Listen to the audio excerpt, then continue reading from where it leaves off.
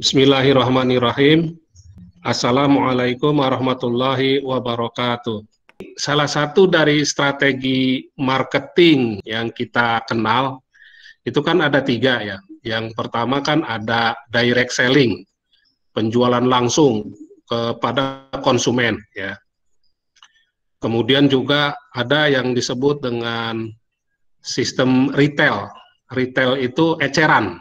Nah, ada lagi ini sistem multi-level marketing, ya, yaitu sistem pemasaran berjenjang. Ya, kalau dalam Fatwa DSN nomor 75 tahun 2009 itu disebutnya penjualan langsung berjenjang syariah, PLBS. Ya. Untuk mempersingkat waktu, saya persilahkan kepada pemakalah untuk menampilkan slide-nya. Multi-level marketing ini adalah suatu konsep penyaluran barang, produk, dan jasa tertentu yang memberi kesempatan kepada para konsumen untuk turut terlibat sebagai penjual dan memperoleh keuntungan di dalam bisnis kemitraannya. MLM disebut juga network marketing, multi-generation marketing, dan uni-level marketing. Sedangkan multi-level marketing syariah adalah sebuah usaha MLM yang mendasarkan sistem operasionalnya pada prinsip-prinsip syariah. MLM yang menggunakan strategi pemasaran secara bertingkat, levelisasi mengandung unsur-unsur positif, asalkan diisi dengan nilai-nilai Islam dan sistemnya disesuaikan dengan syariah Islam. Selanjutnya ada perbedaan MLM syariah dan MLM konvensional. Secara garis besar, terdapat 4 perbedaan. Yang pertama, MLM syariah itu beroperasi secara syariah, niat, konsep, dan praktik pengelolaannya senantiasa merujuk kepada Al-Quran dan hadis. Dan struktur organisasinya dilengkapi dengan Dewan Syariah Nasional untuk mengawasi jalannya perusahaan agar sesuai dengan syariah Islam. Sedangkan kalau konvensional itu berdasarkan dari peraturan perundang-undangan. Yang kedua itu MLM syariah memiliki visi dan misi yang menekankan pada pembangunan ekonomi nasional demi meningkatkan kemakmuran, kesejahteraan, dan meninggikan martabat bangsa. Yang ketiga, pemberian insentif disusun dengan memperhatikan prinsip keadilan dan kesejahteraan. Dan yang terakhir itu dalam hal marketing plan-nya, MLM syariah pada umumnya mengusahakan untuk tidak membawa para distributornya pada suasana materialisme dan konsumerisme yang jauh dari nilai-nilai Islam. Yang selanjutnya adalah penerapan MLM syariah di Indonesia.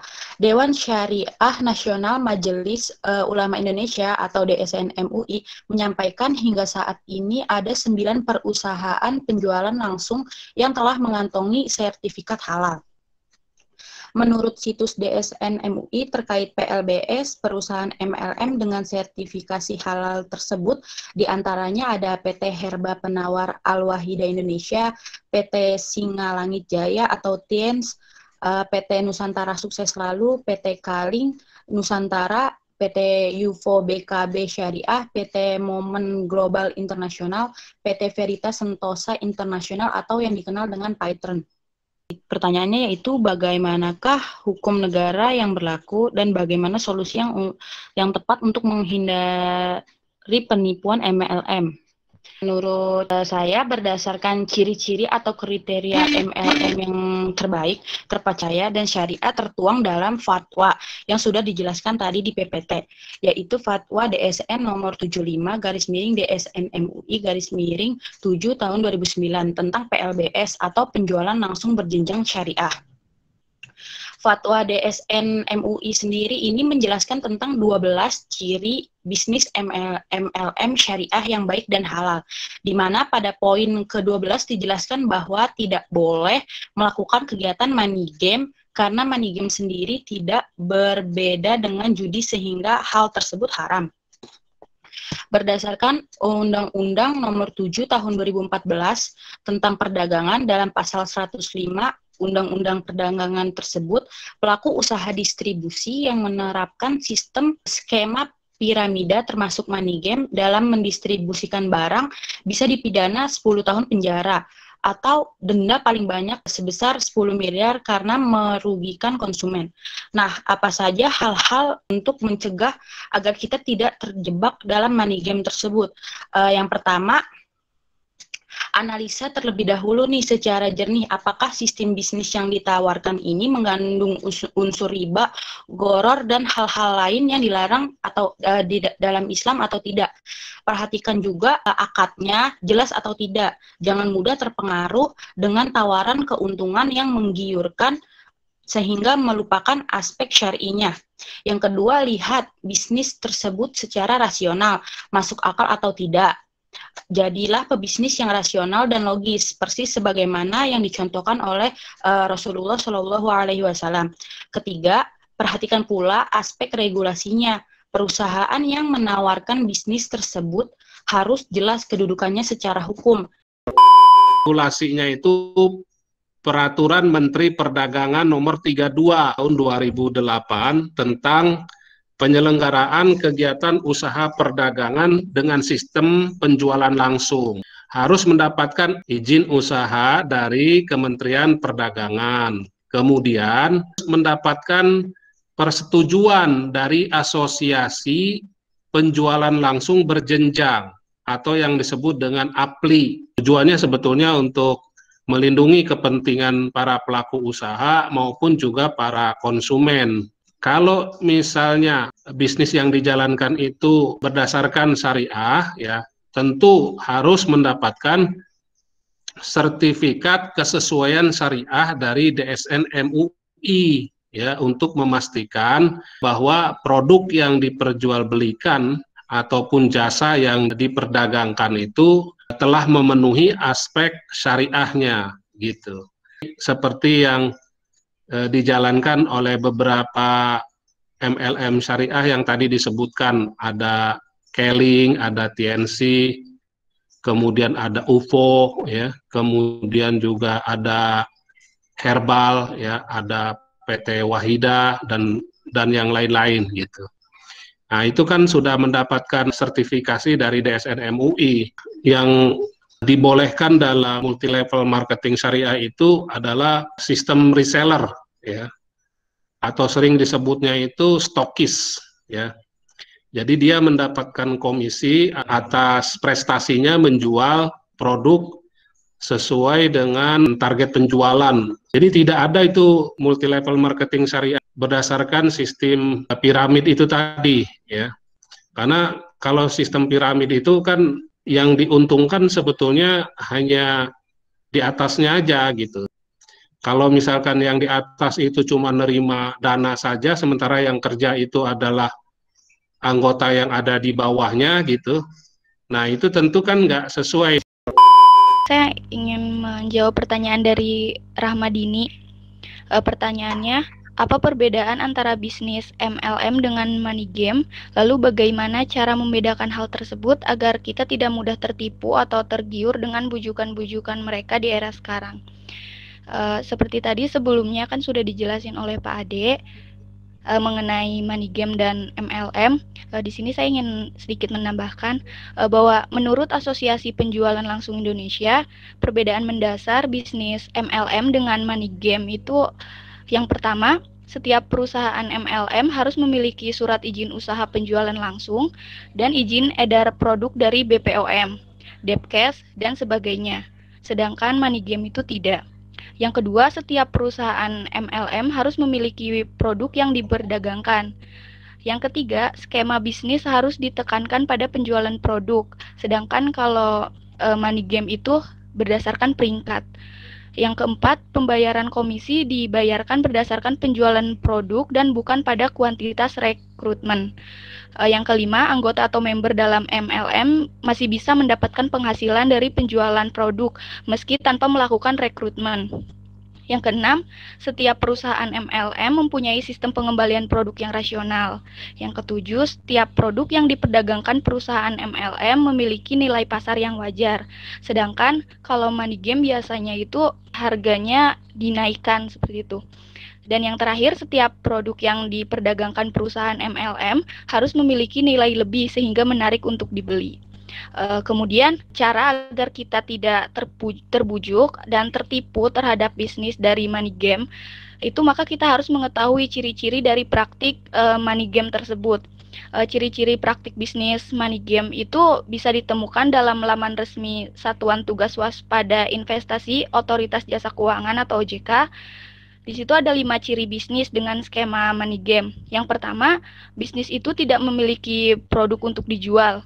Walaupun ada, barang yang dijual biasanya memiliki harga yang terlampau tinggi. Yang kedua, anggota bisnis dijanjikan bonus jika berhasil merekrut anggota baru. Yang ketiga, ada bonus pasif yang dijanjikan berdasarkan persentase nilai investasi yang ditanamkan. Yang keempat, janji pembayaran bonus keuntungan tidak masuk akal. Yang kelima, peserta bisnis diizinkan memiliki lebih dari 1 akun.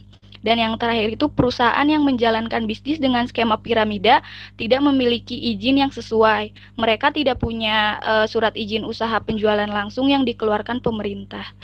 Mungkin cukup sekian dari saya. MLM itu tidak boleh menggunakan sistem piramid yang tadi saya sudah jelasin ya. Di mana sistem piramid itu dapat merugikan orang yang paling belakangan masuk sebagai member ya. Atau istilahnya kalau dalam bisnis MLM itu namanya downline ya. Contoh nih yang kasus First Travel mungkin sempat geger ya waktu kasus travel ini mencuat ke publik gitu ya, di mana jamaah umroh yang seharusnya dia bisa berangkat ya ternyata downline yang paling belakangan ini nggak kebagian gitu, tapi yang udah duluan nyetor itu berhasil dengan bayar 10 juta apa 9 juta gitu ya, padahal tiket pesawat untuk ke Mekah dan Madinah itu nilainya 13 juta, minimal itu cuma pesawat kan, belum dihitung cateringnya, belum sewa hotelnya, tapi kok bisa ya memberangkatkan jamaah umroh gitu. Nah ini yang disebut money game ya, sebetulnya yang nyumbang untuk nambahin uang berangkat umroh itu adalah anggota yang ada di belakangnya gitu, downline-nya gitu. Ada lagi nggak yang belum dijawab? Ada satu lagi Pak. Ya, silahkan. Saya akan menjawab pertanyaan dari Faurelia. Apakah keuntungan bisnis MLM konvensional dan syariah berbeda bagi yang menjalankannya? Jika iya, apa saja perbedaannya dan lebih menguntungkan MLM konvensional atau MLM syariah? Dalam MLM syariah, selain mendapatkan keuntungan material, tetapi mendapatkan keuntungan syariah, diantaranya mendapatkan nilai silaturahmi, menambah ketahanan akidah, dan dapat memberdayakan zakat, infak, dan sodakoh. MLM syariah juga menjual barang yang halal, sehingga lebih menambah maslahah, sedangkan konvensional tidak. Nah, pasar ekonomi syariah juga terbuka untuk siapapun termasuk masyarakat non-muslim karena yang diatur tata cara berbisnis yang baik dengan transaksi yang adil dan bermanfaat bagi kedua belah pihak, yaitu pemberi dan penerima jasa. Itu saja yang dapat saya sampaikan, kurang lebihnya mohon maaf. Apa ada tambahan, Pak? Kalau misalnya dalam operasionalnya atau dalam kegiatan MLM tersebut itu ada yang bertentangan dengan prinsip syariah, maka itu tidak dibolehkan. Yang disebut dengan tidak dibolehkan itu dalam Islam itu kan ada unsur maghrib, maisir, goror, riba, ya, dan batil. Nah, kalau money game itu kan ada unsur spekulasinya, eksploitasinya, ya eksploitasi itu artinya bersifat zolim kepada downline-nya atau member yang paling belakangan gitu. Ya, kalau dilihat dari segi manfaatnya sebetulnya menjual produk dengan sistem MLM ini kan membuka lapangan pekerjaan. Ibu rumah tangga bisa sambil ngurusin keluarga, bisa juga berjualan gitu ya. Kemudian juga hobinya itu di bidang marketing, ya dia bisa dengan cara menawarkan kepada koleganya, kepada saudaranya, dan yang lain-lain. Baik, terima kasih. Mari kita tutup sama-sama dengan membaca hamdalah. Alhamdulillahirabbil alamin.